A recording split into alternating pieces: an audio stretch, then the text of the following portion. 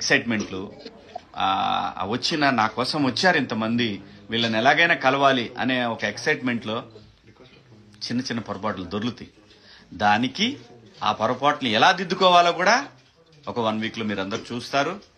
1 week 10 డేస్లో లేదా కొత్త సంవత్సరంలో అందరూ బిజీగా ఉంటారు కాబట్టి దాన్ని ఎలా మనం చేసిన తప్పుల్ని మనం ఎలా సరిదిద్దుకోవచ్చు అనేది ప్రశాంత్ మీ అందరికీ చూపిస్తాడు. అది ఖచ్చితంగా జరిగి తీరుతుంది. ప్రశాంత్ నేను కోరుకున్న కోరిక ఏంటంటే లోపల కూడా హౌస్ లో కూడా ప్రశాంత్ అనేవాడు కన్నడలో మీకు గుర్తుంటే లూజ్ మాదా అని ఒక హీరో ఉన్నాడు, ఇట్లా సేమ్ ఇలాగే ఉంటాడు. కానీ ప్రశాంత్ దగ్గర ఒక యాంగిల్లో ఒక తెలియని ఒక హీరో ఉన్నాడు. ఇది మాత్రం నిజం, నేను చెప్తున్నా.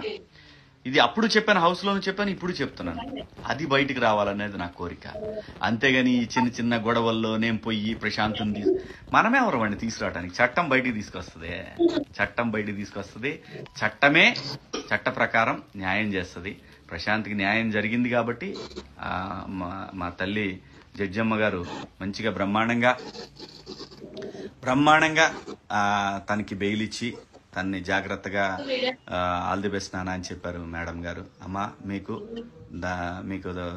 నమస్కారం అమ్మ. న్యాయం ఎప్పటికీ న్యాయం